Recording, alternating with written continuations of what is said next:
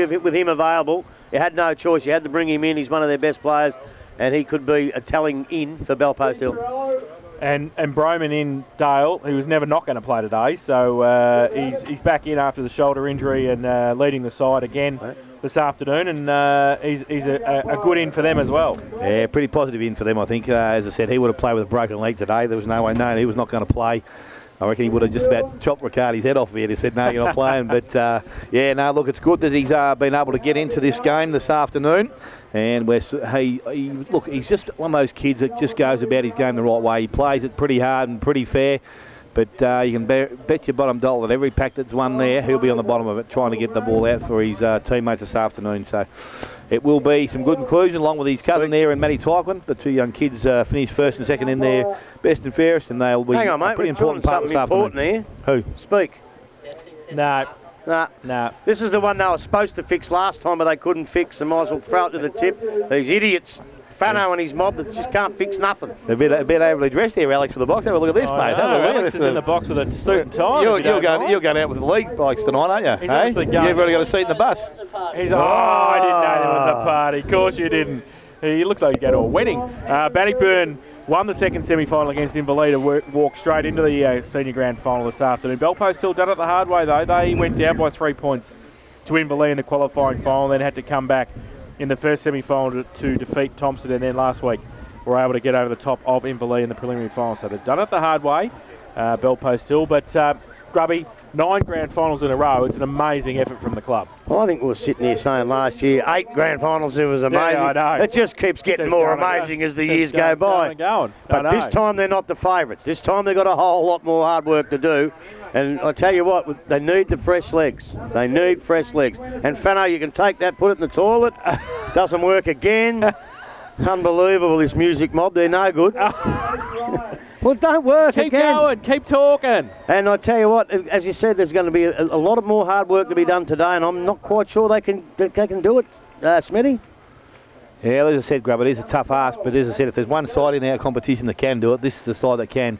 I think the secret will be if Bannockburn can get away and start the game well. Belpost Hill have had to play catch-up footy in a number of games during the course of the year, and they've got themselves out of trouble. They don't vary from their game plan. They continue to play that little short chipping game, get themselves back into a contest. They don't want to win that or get back into a contest in one quarter of football. They are happy enough if they've got 2 quarters. They will do it at the very end of that second quarter. But look, a very good side, and I would think this afternoon that they won't go down without asking the question of Bannockburn. Oh, there's no doubt they'll do that, but I just worry they've had a couple of semi-final wins and preliminary final wins coming from behind, and I'm just not sure they can come from behind today against Bannockburn. I think they have to jump them.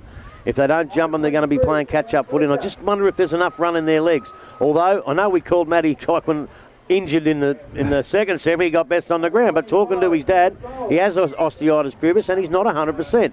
Jack Broman, not 100%. The first thing you do to him, obviously, is give him a solid bump and see if you can hit him on the shoulder, because I think that's where the injury was, and they'll do that. Jeez, I'll tell you what, he's going okay for a bloke who's got osteitis pubis. Yeah. Well, yeah, I know, but I mean... He had a cracker of a second semi. Yeah.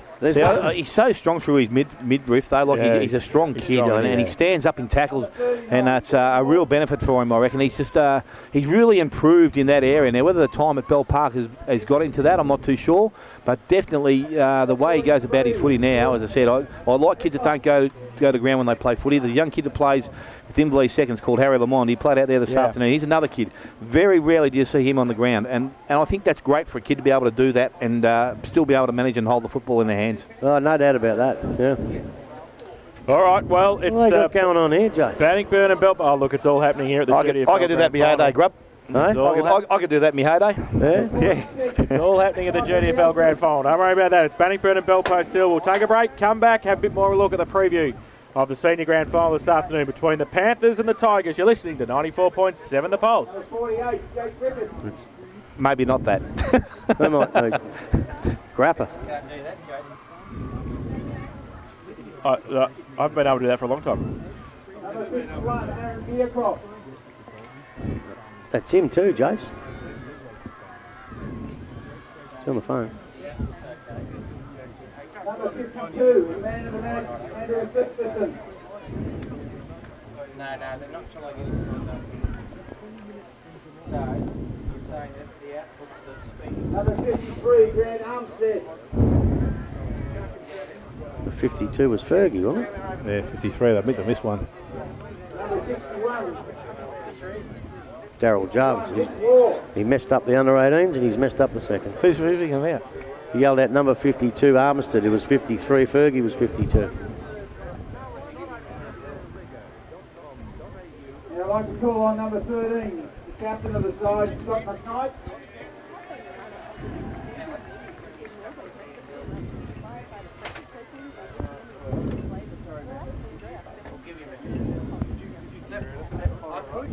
And the coach of the North Geelong Reserve side, Mr. Tim Swenson.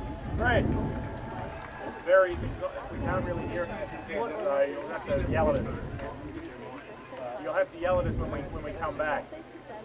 No,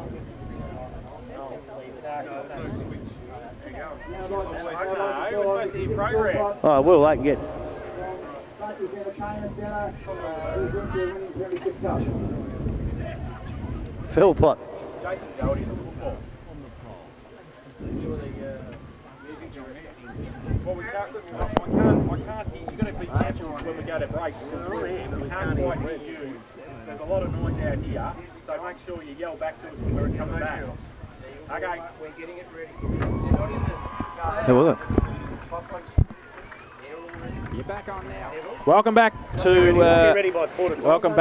St Albans Reserve. It's GDFL Grand Final Day this afternoon. It's Bannockburn at Belpost Hill, the Tigers and the Panthers, and we're looking forward to what should be a great clash between two sides that have been, with Inverleigh, the three dominant teams in the GDFL for season 2016. We'll also keep you updated with the preliminary final between Leopold and Grovedale at Simmons Stadium.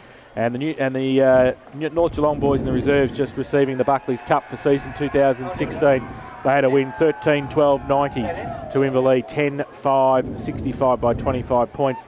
And earlier, as we said, the Colts North Geelong 6-6-42 defeated Queenscliff 6-5-41 in the Colts Grand Final that was played this morning. So great day for North Geelong. As always, the Magpies seem to do it, don't they, Dale? It's the day, isn't it? Well, they've been here, especially at the junior level and then reserve level. Obviously, not so much the senior level, but definitely at reserve level. They probably. I'm not too sure how their record stands over the last 4 or 5 years, but it'd be pretty healthy as well, I would think. Absolutely. And they keep stacks. They keep finding a way. As I said, from fifth position on the ladder, they got over Bannockburn in the first game and probably shouldn't have won that game. And then I think they had who they played the second week.